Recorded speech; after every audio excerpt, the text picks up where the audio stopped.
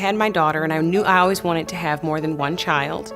And then we found out that one of my tubes was blocked, which was a shock since I already had a child. And it was like, oh, wow, I didn't realize that you could have changes as you got older within your reproductive, system. And fortunately for me, my insurance covered in vitro fertilization.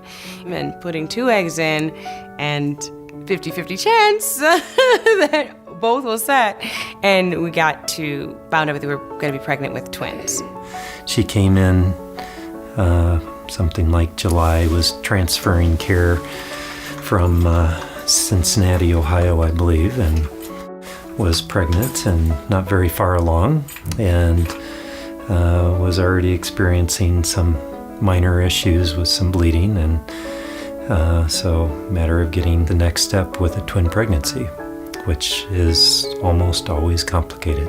Early on, we started utilizing Dr. Fleming. The idea was not to deliver here, which is quite involved, oftentimes requiring a whole operating room full of doctors to tend to the babies. In Merrin's case, it's very important to have communication because the plan of care can change. It was important that I call Dr. Wulfekuhler to get his blessing and then contact Dr. Aldrich here at Sioux City to make sure she was on board and then proceed in that direction. So the communication was very important for the safety of the patient as well as to make sure everybody was on board with the plan of care. We work really well with Dr. Fleming, and our neonatologist talk back and forth with the OBs, and labor and delivery always contacts me or calls me and says, okay, this is what's going on. We need to get on this, get a plan going, and I always try to talk to moms first so that then I can go different directions. I can get that social worker or I can get whoever she needs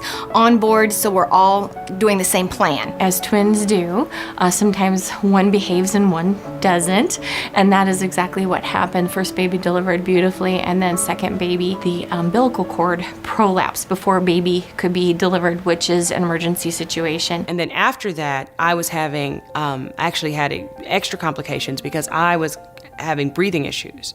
And I actually coded, and they had to revive me. And which is one of the reasons I was actually very happy we went to Sioux City, because there's a team of people in the delivery room. And so everybody worked together to make sure that everyone was healthy, the twins and myself.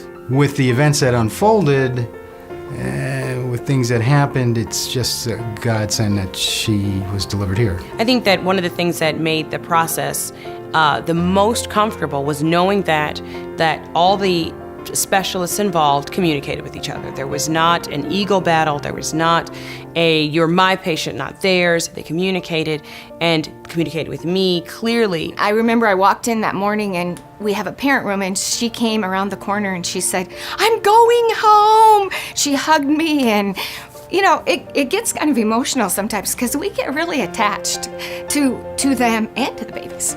To hold 2 little people that grew inside you. Even though I had already had a baby, I have a older child, and it was amazing to hold her. It was triply amazing to add 2 more lives to that experience. I happen to be lucky enough to have a lot of accomplishments under my belt, but nothing trumps watching a 2-month-old smile at you.